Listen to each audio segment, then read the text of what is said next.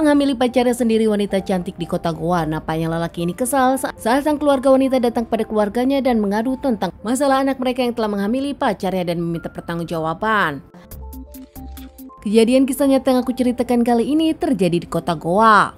Di tanggal 21 Januari 2025, seorang warga tengah lari pagi namun di perjalanan nampak kaget menemukan motor nampak tergeletak. Saat itu di dekat motor tersebut ternyata ada seorang jasad wanita dengan kondisi sudah tak bernyawa. Kaget warga tersebut melihat itu hingga akhirnya langsung mengabari kepala desa setempat. Tak lama kepala desa tersebut pun langsung menelpon Babinsa dan kepolisian juga. Hingga akhirnya semua datang untuk ke tempat TKP dan menyelidiki.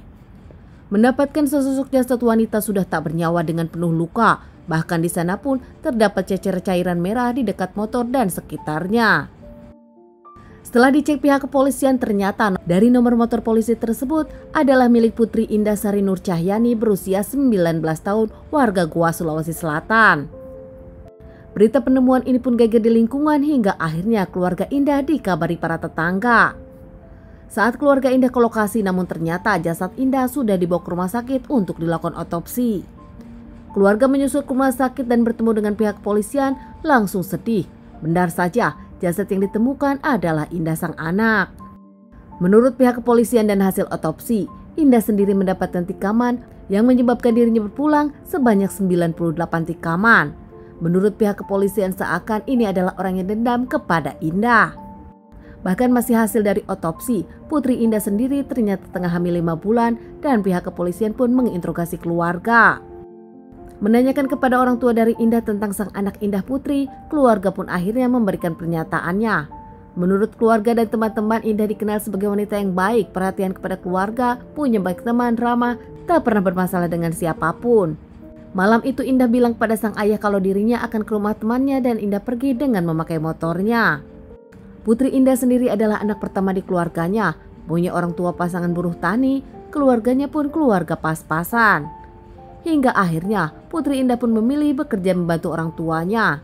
Dirinya akhirnya bekerja di tempat kulit lumpia. Putri Indah juga membantu perekonomian keluarga, dirinya membiayai ketiga adiknya. Setelah diselidiki dan menanyai keluarga dari Indah serta teman-temannya, hingga akhirnya pihak kepolisian pun mencurigai dan akhirnya mengamankan pacar dari Putri Indah sendiri bernama Muhammad Jibril, 19 tahun. Ternyata Muhammad Jibril sendiri sudah berpacaran dengan Indah selama 1 tahun. Keduanya saat itu berkenalan dikenalkan temannya. Keduanya dekat dan berpacaran, namun ternyata pacaran mereka terlalu bebas. Mengingat Muhammad Jibril sendiri punya kos-kosan dan akhirnya mereka kerap melakukan di kos-kosan Muhammad Jibril. Hingga tanpa disadari ternyata Putri Indah sendiri telah datang bulan dan hamil anak Muhammad Jibril. Saat itu Putri Indah pun meminta pertanggungjawaban dari Jibril dan saat itu Jibril mengiyakan. Bahkan berjanji akan menikahi. Jibril sendiri sudah menemui keluarga Putri Indah, mengungkapkan kalau dirinya akan meminta menikahi Putri Indah setelah Lebaran. Saat itu keluarga Putri Indah yang tak tahu kalau Putri Indah hamil, hanya tahu mereka berpacaran dan mereka akan serius, keluarga pun memberikan izin. Namun tiba-tiba beberapa hari sebelum kejadian, bos di tempat kerja Putri Indah mengabari keluarga Putri Indah dan memberitahukan kalau ternyata Putri tengah hamil berbadan 2. Bahkan bos dari Putri Indah pun meminta keluarga dari Putri Indah mendatangi keluarga sang pacar. Bukan tanpa alasan, di lingkungan sana ternyata masih tabu dan bosnya pun meminta keluarga dari Putri Indah untuk menikahkan mereka secepatnya. Ayah dari Putri Indah ditemani bosnya dan juga rekan kerja ke rumah keluarga Jibril di Kabupaten Jalaponto. Memberitahukan kepada keluarga Jibril, memberitahukan kondisi yang ada saat itu. Ibu dari Jibril sempat marah namun akhirnya terselesaikan dan mereka akan dinikahkan. Namun keesokan harinya Jibril pun menelpon Putri Indah dan mengajak bertemu untuk membicarakan pernikahan mereka. Mereka pun akhirnya bertemu di kosan Muhammad Jibril. Keduanya pun mengobrol namun belakangan terjadi cekcok. Karena saat itu Jibril marah, keluarga Putri datang ke rumahnya bahkan mengadu kepada keluarganya. Jibril merasa dirinya kesal karena dimarahi keluarganya terkait dirinya menghamil Putri. Tak lama Jibril pun mengajak Putri Indah keluar untuk membeli makanan. Bahkan saat itu Jibril pun mengungkapkan kepada Putri untuk membawa motor sendiri agar pulang lebih gampang.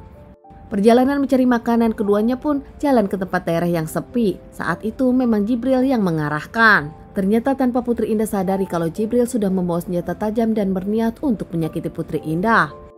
Saat itu mereka berhenti di tempat yang sepi. Putri Indah menanyakan ada apa, namun tanpa banyak bicara, Jibril pun langsung menikam Putri Indah beberapa kali hingga 98 tusukan. Seakan memang Jibril dendam kepada Putri Indah karena dirinya merasa dimarahi keluarganya. Jibril sendiri mengungkapkan motifnya memang benar. Dirinya kesal karena keluarga Putri Indah datang kepada keluarganya, bahkan mengadukan tentang kehamilan Putri Indah.